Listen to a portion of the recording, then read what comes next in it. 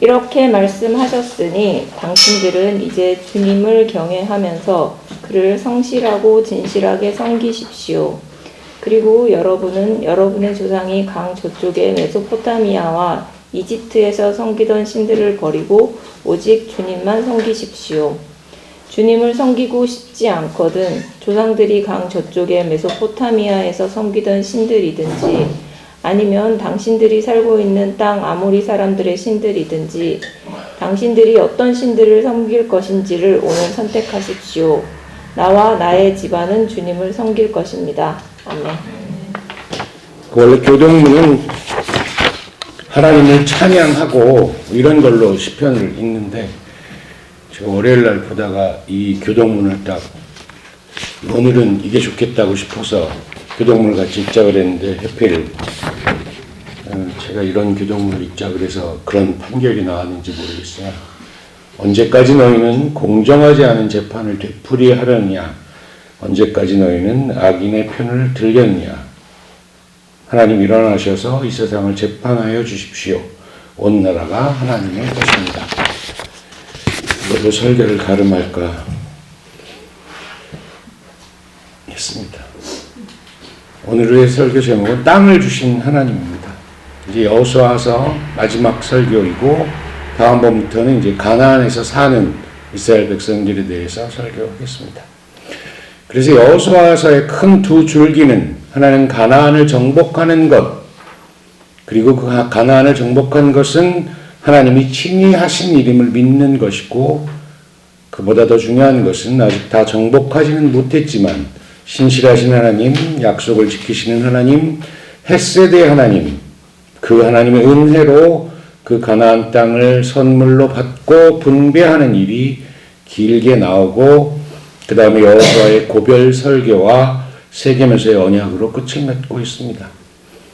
가나안 정복 전쟁을 제대로 이해하기 위해서 꼭 기억해야 할 신학적인 내용이 있는데 그게 바로 땅 신학입니다. 그래서 오늘은 여호수아서와 구약에서 땅의 의미가 무엇인지 그리고 그 땅 신학에 대해서 말씀드리려고 합니다. 구약에는 크게 네 가지 땅이 나옵니다. 첫 번째는 에덴입니다. 에덴은 객관적으로 보았을 때나 다른 땅과 비교하였을 때나 완전한 땅의 모형입니다. 하나님께서 지으신 사람을 그곳에 두시고 그곳에서 생육하고 번성하여 땅에 충만한 것을 명령하시고 복 주시는 땅이고 하나님이 친히 사람과 함께 거니시는 것을 즐겨하신 땅, 하나님의 임재와 복 주심이 완전하게 나타난 땅입니다. 그 다음이 애굽입니다. 애굽은 에덴 못지않게 풍성한 땅이지만 에덴과는 차이가 있습니다. 애굽의 풍성함은 인간의 노력으로 수로를 만들고 기술력에 따라 땅의 작황이 결정되었습니다. 애굽은 인간적인 노력이 중심인 땅이었습니다. 여기에서 이스라엘 백성은 노예처럼 살았습니다. 그리고 그 애굽을 자꾸 그리워합니다. 그 다음 땅이 광야입니다. 광야는 모든 것이 부족한 땅이었습니다. 물도 없고 양식도 없고 길도 없는 곳입니다. 그러나 노예 신분이던 애굽에서 누리지 못하던 자유를 누리게 된 땅입니다. 광야는 이스라엘이 약속의 성취를 바라보며 나아가던 땅이요 모든 부족함을 하나님이 친히 채워주시고 보살펴 주시던, 그래서 부족함이 없던 땅, 하나님만이 길이었던 땅이었습니다. 그리고 마지막으로는 가나안 땅입니다. 약속의 성취인 가나안 땅은 이스라엘이 드디어 오랜 나그네 생활을 끝내고 정착 생활을 하게 된 땅입니다. 애굽 땅과 달리 가나안 땅은 하늘에서 내리는 비가 있어야 젖과 꿀이 흐르는 땅이 됩니다. 인간의 노력이 아니라 하나님의 은혜로 살아가는 땅이었으며 늘 하나님께서 돌보시는 땅이었습니다. 그리고 성경에서는 현재의 물리적인 땅의 장소를 넘어서서 하나님이 종말에 새롭게 만드실 이사야서 65장 17절과 요한계시록 21장 1절에 나오는 새하늘과 새 땅의 상징이 나옵니다. 이는 단순한 지리적 회복이 아니라 하나님이 창조하신 세상이 온전하게 회복되는 미래의 소망을 나타냅니다. 이 부분은 언젠가 요한계시록을 설교할 날이 오면 다시 하겠습니다. 그럼 우리는 지금 어떤 땅에 살고 있을까요? 지금 우리가 살고 있는 이 땅은 도대체 어떤 땅일까요? 그리고 땅을 선물로 받은 우리는 그에 합당하게 살고 있을까요? 하나님은 믿음의 조상 아브라함에게 두 가지 약속을 하십니다. 하나는 자손을 하늘의 별만큼 주시겠다는 것이고 또 하나는 땅을 주시겠다는 약속을 합니다. 그래서 아브라함이 가나안에 들어갑니다. 하나님은 아브라함에게 가나안 땅을 주겠다고 약속하셨는데 당장이 아니라 400년 후에 주겠다고 말씀하십니다. 이유는 아모리 사람들의 죄악이 아직 가득 차지 않았기 때문입니다. 창세기 15장 16절에 내 자손은 4대 만에 이 땅에 돌아오리니 이는 아모리 족속의 죄악이 아직 가득 차지 아니함이니라 하시더니 아모리 족속이 죄를 지은 건 죄가 가득 찬 건 맞지만 이게 헤렘, 진멸, 전멸의 이유가 되지 않는다는 건 지난번에 말씀드렸습니다. 이 기록의 핵심은 땅의 주인은 하나님이고 선물로 주신 땅에서 죄를 짓지 않고 하나님의 말씀대로 살아야 한다는 게 핵심입니다. 부정적으로 말하면 언제든 쫓겨날 수 있다가 핵심입니다. 여호수아서는 아브라함 때로부터 400년이 지난 시점의 일을 기록합니다. 아모리 사람들은 가나안 땅에 거주할 수 있는 기회를 받았지만 하나님께 죄를 범하여 하나님은 아모리 사람들을 내쫓고 이스라엘에는 새로운 임시 거주자, 임차인을 가나안 땅에 들이신 것입니다. 지난번까지 공부한 레위기 25장 23절에 땅을 아주 팔지는 못한다. 땅은 나의 것이다. 너희는 다만 나그네이며 나에게 와서 사는 임시 거주자일 뿐이다. 땅의 주인은 오직 하나님이시고 우리 모두는 임시 거주자, 임차인입니다. 이게 바로 땅 신학의 핵심입니다. 그런데 이른바 부자 교회에서는 이런 말씀을 잘 안 전합니다. 우리 오고리 교회에 딱 맞는 말씀입니다. 우리 인생의 주인이 하나님이신데 땅만은 내 것이기를 원하는 우리를 들여다보셔야 합니다. 희년 안식년도 땅 신학의 관점에서 보아야 합니다. 하나님은 이스라엘만을 사랑하시는 분이기 때문에 이스라엘에게 땅을 주려고 아무 죄도 없는 사람들을 내쫓은 것이 아닙니다. 이스라엘 역시 가나안 땅의 주인으로 들어온 것이 아닙니다. 이스라엘도 임차인의 자격이었습니다. 구약 역사서 속에 나타나는 땅의 의미는 크게 가나안적인 땅과 이스라엘적인 땅 이렇게 나눌 수 있습니다. 먼저 가나안적인 땅은 가장 위에는 바로가 있습니다. 바로의 소유라는 의미입니다. 땅의 주인인 바로가 여러 지역의 왕들, 신전 제사장들에게 땅을 하사하고 지역의 왕들은 다시 그 밑에 계급인 귀족과 전사들에게 땅을 하사하고 그들에게 충성의 맹세를 받습니다. 땅은 다시 노예나 기술자들, 농노예에 경작되고 이들은 공물을 바치고 토지세를 바칩니다. 그러나 이들보다 더 하류 계층이자 소외 계층인 빚진 자들인 눌린 자들인 하비루가 있습니다. 이스라엘 백성들의 주축을 이루는 사람들입니다. 아주 소수의 계층이 지배를 하는 땅입니다. 이스라엘적인 땅은 하나님이 주인이신 땅입니다. 여기에는 왕도 거족도 신정 제사장들도 없고 다만 제비 뽑아 땅을 나누어 가질 뿐입니다. 이를 잘 보여주는 것이 여호수아서입니다. 여호수아서 11장에서 22장까지 아주 길게 땅을 분배하고 설명합니다. 여호수아서는 선택된 백성이 약속된 땅을 선물로 받았음을 강조하고 있습니다. 여호수아서의 핵심은 이스라엘이 군사적으로 가나안 땅을 정복한 이야기가 아니라 가나안 땅은 이스라엘 조상들에게 주겠다고 약속한 땅, 그 약속의 성취입니다.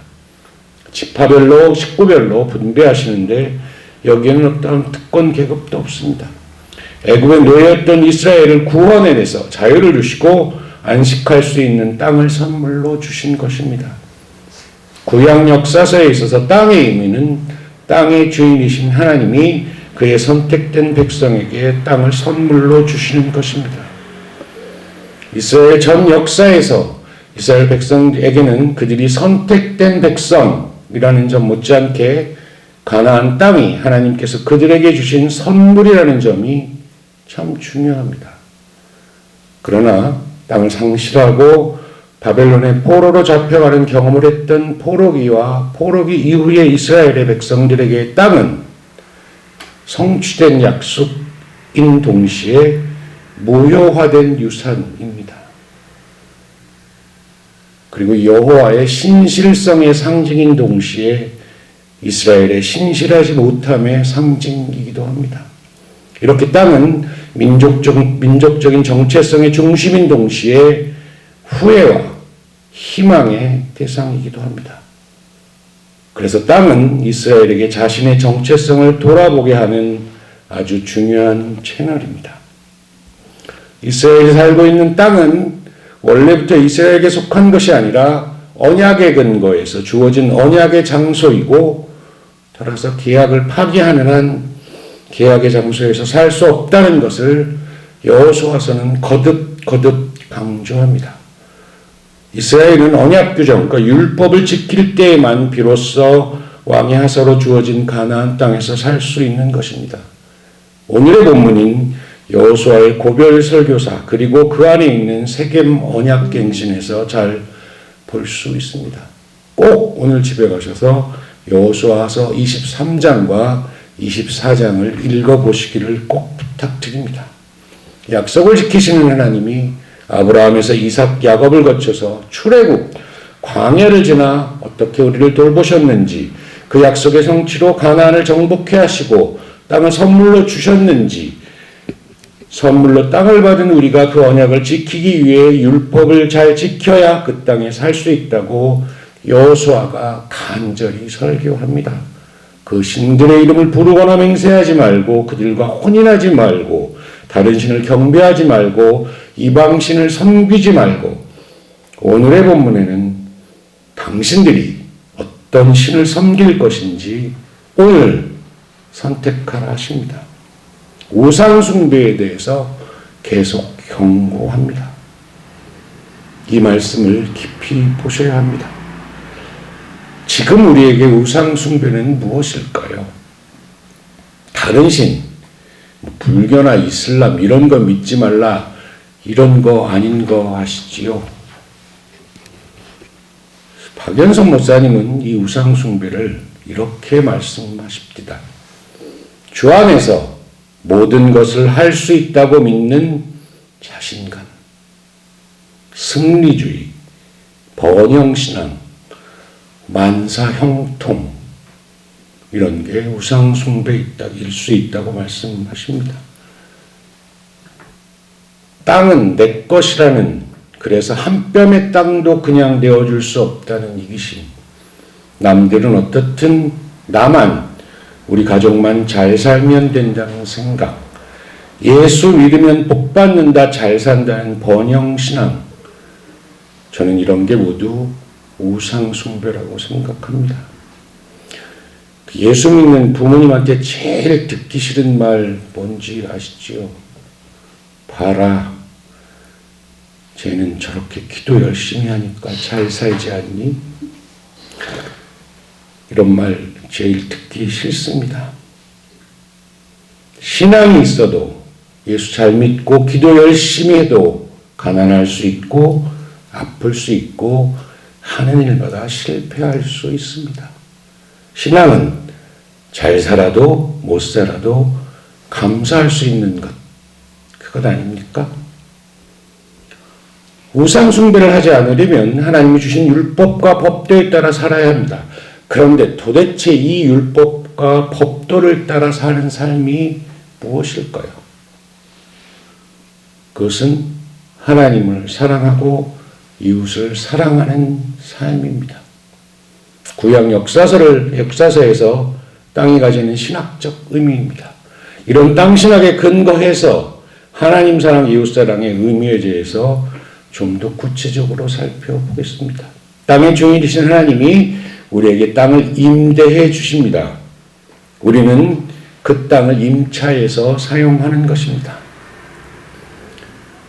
물론 땅 신학에는 중요한 생태, 환경보호 이런 이야기도 해야 하는데 오늘은 넘어가겠습니다. 우리가 계속해서 그 땅에 거주하기 위해서는 땅의 주인이신 하나님께 성실하게 임대료를 납부해야 합니다.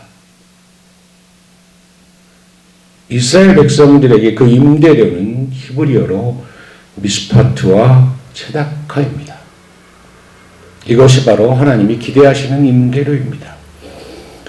미스파트는 구약에 400번이 넘게 나오고 체다카는 150번 넘게 기록되어 있습니다. 같이 쓰인 경우도 40번이 넘습니다. 그리고 각각의 구절의 의미가 조금씩 다릅니다. 한마디로 정의하기가 정말 어렵습니다. 예를 들어서 누구는 미스파트는 하나님을 믿고 말씀을 준행하며 살려고 모인 말씀 공동체의 관습법이고, 체다카는 모든 생활에서 주님의 말씀을 실천하며 살려고 애쓰는 사람들의 아름다운 모습이라고 말합니다. 좀 애매하지요. 더 들어가 봅시다. 미스파트는 재판에서 비롯된다는 겁니다. 재판을 통해 억울한 이의 눈물이 닦여지고 악인에게는 합당한 처벌이 이루어지는 것입니다. 사법적인 정의가 구현된다는 것이 바로 미스파트라고 할 수 있습니다. 사법적인 정의가 구현된다는 것이 무엇일까요? 보통 사회는 힘있고 강한 사람들은 아무리 많은 죄를 범해도 미꾸라지처럼 법망을 피해갑니다. 의지할 것도 없고 호소할 것도 없는 많은 사람들은 법의 심판을 받지만 강자들은 처벌을 잘 받지 않습니다. 부익부 빈익빈의 사회, 무전유죄의 사회가 되는 것입니다. 이것은 하나님이 기대하시는 사회의 모습이 아닙니다. 하나님은 부유한 사람이건 가난한 사람이건 모든 사람들이 법 앞에 평등하기를 바랐습니다. 사법적 정의가 온전히 구현되기를 바랐습니다. 이것이 하나님이 기대하시는 미슈파트가 구현되는 사회입니다. 이런 사회를 하나님이 기대하시고 기뻐하십니다. 그런 사회가 구현되면 하나님은 땅 신학의 맥락에서는 그 땅에 살고 있는 사람들이 하나님께 성실히 임대료를 납부한 것처럼 받아주십니다. 또 이 미스파트는 고아, 과부, 나그네, 가난한 사람들, 이들을 한 사회가 어떻게 보살피고 보호하는지, 이런 사회적 약자들을 어떻게 대우하는지, 그 정의와 공의를 잘 실천하는 사회인지 그 사회를 평가하는 것이라고도 말씀드릴 수 있습니다. 또 하나는 체다카입니다. 체다카는 올바른 관계를 의미합니다. 마음을 같이함입니다. 구원의 뜻도 있고 재판에서는 죄 없음을 의미하기도 합니다. 그러니까 체다카는 서로가 서로를 형제로 대하는 것입니다. 우리 하나님은 서로가 서로에 대하여 형제가 되기를 기대하십니다. 그런 사회가, 그런 것이 구현되는 사회가, 그런 상태를 체다카라고 합니다. 이런 것들이 온전히 이루어지는 것을 체다카가 구현된다고 하는 것입니다. 창세기 18장 19절에 보면 내가 아브라함을 선택한 것은 그가 자식들과 자손들을 잘 가르쳐서 나에게 순종하게 하고 옳고 바른 일을 하도록 가르치라는 뜻에서 한 것이다.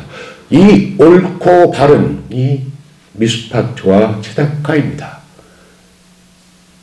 이 옳고 바른을 개역개정에서는 의와 공도 이렇게 번역했습니다. 그러면 이 옳고 바른 일, 미스파트와 체다카는 뭘까요? 예레미야서 22장 3절에 보면 너희는 공평과 정의를 실천하고, 이 공평과 정의가 미슈파트와 체다카입니다. 너희는 미슈파트와 체다카를 실천하고 억압하는 자들의 손에서 고통받는 사람들을 구하여 주고 외국인과 고아와 과부를 괴롭히거나 학대하지 말며 이곳에서 무지한 사람들의 피를 흘리게 하지 말아라. 이게 미슈파트와 츠다카를 실천하는 일이라고 성경은 기록하고 있습니다. 스가랴 7장 9절에 보면 너희는 공정한 재판을 하여라. 서로 관용과 자비를 베풀어라. 과부와 고아와 나그네와 가난한 사람들을 억누르지 말고, 이렇게 기록합니다. 여기에도 미슈파트와 츠다카가 같이 쓰입니다. 사회적 약자를 보호하고 그들을 잘 대해주는 것, 이것이 미슈파트와 츠다카의 핵심입니다. 예레미야서 22장 16절에 보시면 그는 가난한 사람과 억압받는 사람의 사정을 헤아려서 처리해 주면서 잘 살지 않았느냐? 바로 이것이 나를 아는 것이 아니겠느냐? 여기서 그는 요시야 왕입니다. 하나님께서 왕을 평가하는 기준입니다. 미슈파트와 츠다카를 행하는 왕, 하나님 사랑, 이웃 사랑을 행하는 왕이라고 말씀하십니다. 그런 사람이 하나님을 알고 잘 사는 것이라고 간단하지만 분명하게 말씀하십니다.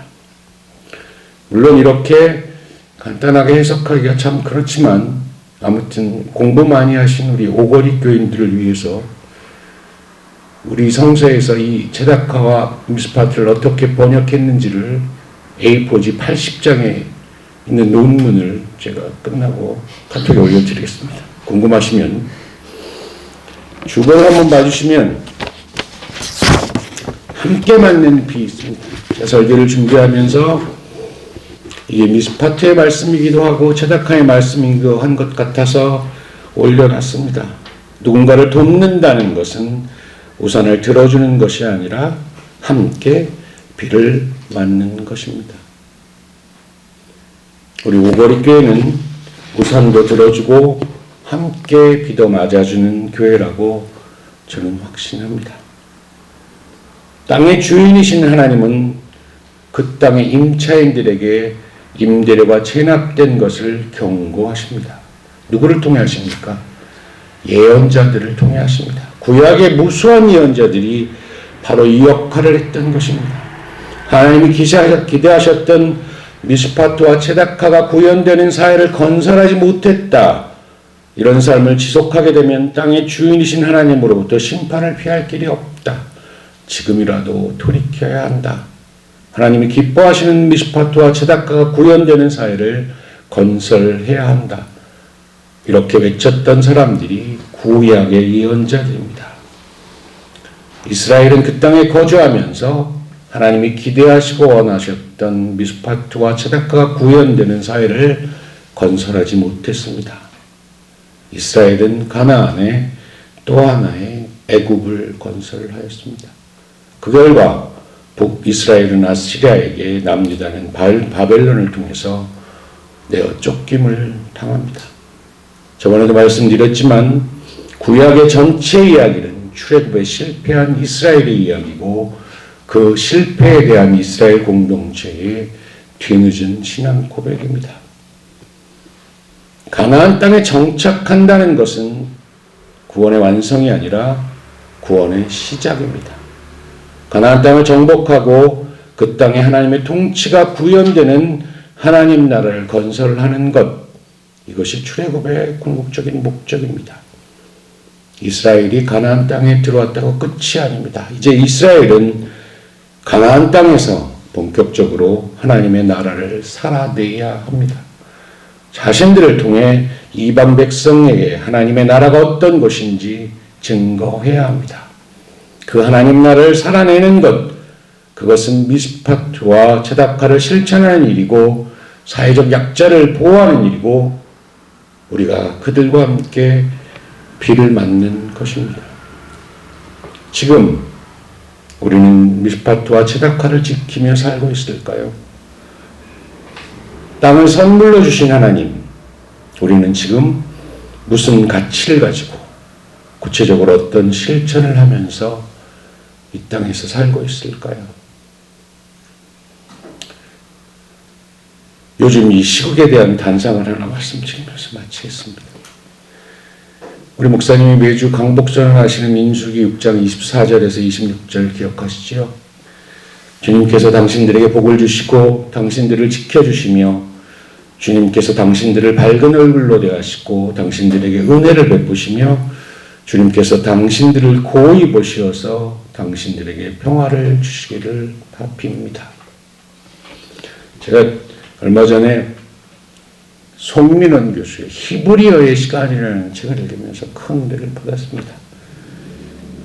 당신들에게 복을 주시고의 복이라고 번역한 히브리어 바라크가 원래 뜻이 무릎 꿇다입니다. 창세기 12장 2절에 보면 개역개정에 아브라함에게 너는 복이 되어라 이렇게 번역되어 있습니다. 복의 내용이 무엇인지가 아니라 복을 받을 사람의 모습을 이야기합니다. 히브리어의 복을 주다의 표현은 상대방을 무릎 꿇는 상태로 만들다 라고 합니다. 하나님께 무릎 꿇는 것, 하나님 앞에서 엎드린다는 사실 자체가 복인 것입니다. 저는 요즘에서야 하나님의 복을 받고 살고 있음을 고백합니다. 몸이 아프고 이건 벌이다, 고통이다 이런 생각을 실은 지울 수 없었는데 무릎 꿇게 하시는 하나님, 이렇게라도 무릎 꿇게 하시는 하나님, 이게 제게 주신 복이라고 말씀하십니다.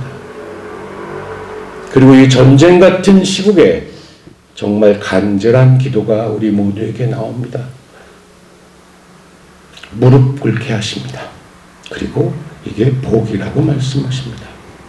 이 어쩔 수 없는 절망과 절벽 같은 상황에서 하나님 앞에 무릎 꿇게 하시는 것, 그게 우리에게 주시는 복이라고 말씀하시는 하나님이십니다. 한 가지 더 말씀드리면 새 번역에는 당신들을 고이 보시어서 라고 기록하지만 개역개정에는 여호와는 그 얼굴을 내게로 향하여 드사 이렇게 번역합니다. 이 드사가 히브리어로 나사입니다. 기본적으로 위로 들어 올리다 라는 뜻입니다. 그러니 하나님께서 얼굴을 드사 우리에게 향하신다는, 하나님께서 얼굴을 위로 들어서 우리를 보신다는 뜻입니다. 이 절망의 시기에 우리 아래에서 우리를 떠받들고 붙들고 계시는, 우리보다 낮은 곳에 계시는 하나님이십니다. 송민원 교수가 사역한 민수기 6장 24절에서 26절의 말씀을 읽음으로 말씀을 마치겠습니다. 나는 당신의 삶이 주님 앞에 무릎 꿇는 삶이 되기를 간절히 원합니다. 하나님께서 당신을 안전하게 지켜주시기를 원합니다. 때로는 혼내고 가두어서라도 하나님의 뜻에 맞지 않은 길로 가지 않도록 막아주시기를 원합니다. 당신이 가야 할 바를 알지 못할 때 하나님께서 그분의 얼굴에서 나온 그 환한 빛으로 당신의 앞길을 비춰주시기를 원합니다. 값을 매길 수 없는 하나님의 그 크신 사랑을 아무런 대가 없이, 아무런 조건 없이 당신께 베풀어 주시기를 원합니다. 당신이 막막하게 그지없는 저 광야 같은 인생의 밑바닥에 쓰러져 신음하고 있을 때 그 아래에 계셔서 당신을 떠받치고 계시는 하나님을 발견할 수 있기를 원합니다. 그리하여 당신을 창조하신 본래의 모습으로 하나님께서 당신을 온전히 회복시켜 주시기를 간절히 원합니다. 기도하시겠습니다.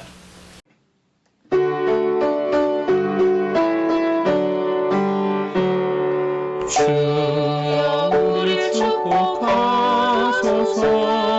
당신의 평화를 주소서. 우리 위에 주의 손으로 주여 잡아주소서. 어두운 세상